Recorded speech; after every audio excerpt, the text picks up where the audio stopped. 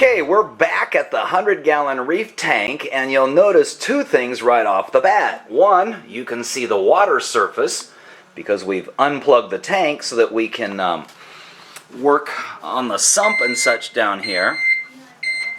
And two, we apparently have a hazy water situation that in the last few days we attempted to use ozone to rid it, thinking it might be a bacterial bloom of some sorts. And we purchased an ultraviolet sterilizer to add to the system tonight to deal with a bacterial issue. But as it turns out, that calcium reactor that we added works real well. The reason for the haze is precipitation, meaning there's too much calcium in the water, more than the water itself is physically able to hold.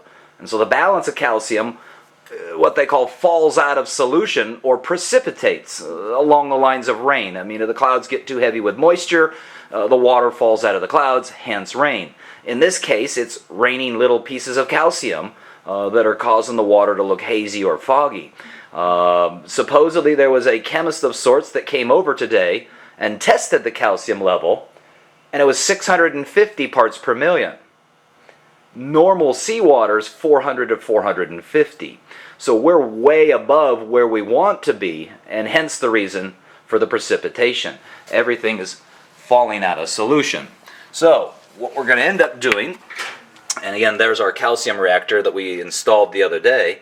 Currently it's shut down. So what we're going to end up doing is adding live rock and live sand tonight to the system. And then once that has cycled or cured, we're going to end up doing a large water change which will dilute those levels. So we've got the sump drained down right now so that we can do two things. One, we want to glue in a probe holder. We'll use some acrylic cement to glue that in, and this is what will hold the probes there in the sump. And number two, as we add the live rock to the system, it's going to fill up the tank, which will overflow down into the sump, so we'll have to take that water out anyhow. So we're also in the process of switching out the water pump.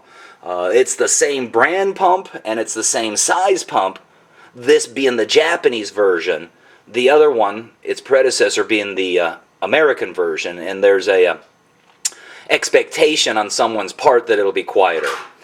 So we'll find out if that's the case.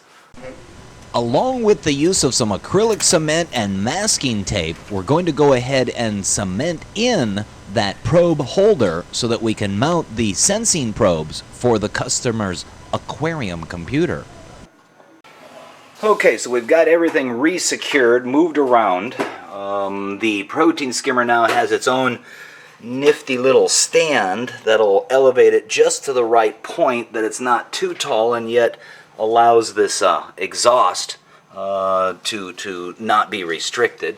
There's a new sock in the filter. This is also our little probe holder here that's still gluing. There's a new sock in the filter ready for debris from all the live rock tonight. There's a little pump that sends water to the calcium reactor. The heater's in place. There's the pump that runs the protein skimmer. And our new Iwaki, the Japanese version, the hopefully quieter version, which in turn runs to the chiller and then runs back up through the bottom of the tank. Over here's the calcium reactor, currently shut down, and there's the CO2 bottle there. I think, are ready to start putting live rock into the tank. And like any artist, you want to step back for a moment and look at the palette and the choices of colors that you have to paint with.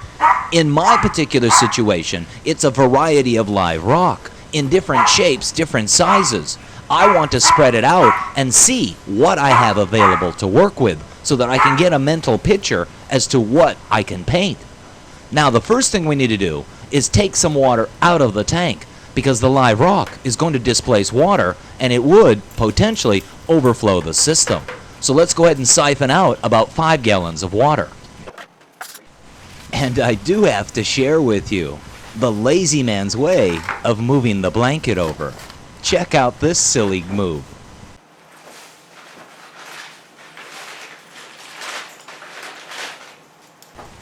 Would you call that the LA Fishguys shuffle?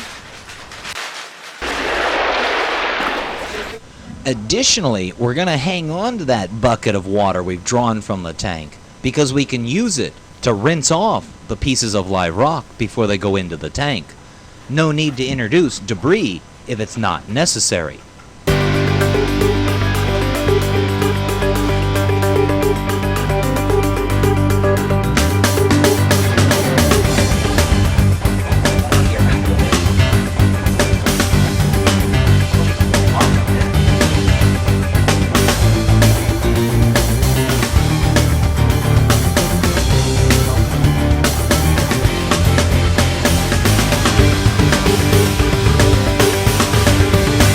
Okay, so this is the starting off or the foundation pieces, and typically what I like to do is create the table and table legs, meaning I'll have some small pieces sitting on the bottom, trying to minimize my footprint actually on the bottom of the tank, and yet they serve structurally as a way of elevating the next larger size pieces, those being the table tops. So we'll go ahead and we'll create a row, in a sense, of table legs, and then we'll come across and put the table tops on top of them.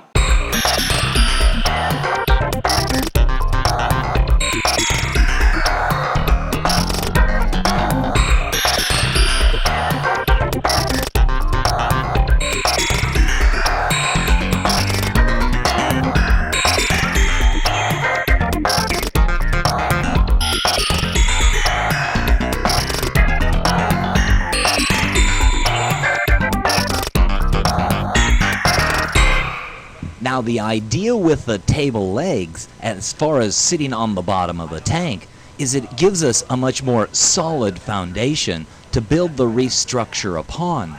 If I was to place this on top of live sand, it would eventually become undermined by various fish.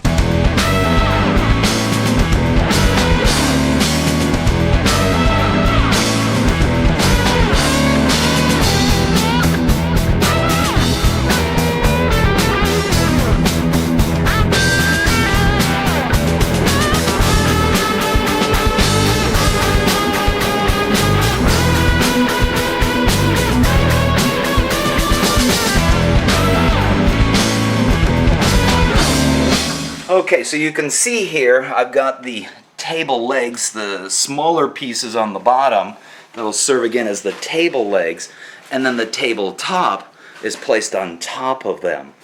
And then once we'll have that basic framework, I can begin to build upon it. But what I'm trying to do is get a cave over at this end, a wall effect here in the center, and kind of a taper over here. So I think I've got the basic framework for that. Let's see if I can work it out. The stacking of the individual pieces of live rock is kind of a feel-as-you-go situation. Each piece is individually, snugly, or securely put into position. They collectively comprise an interweb-laced foundation that supports the entire reef structure.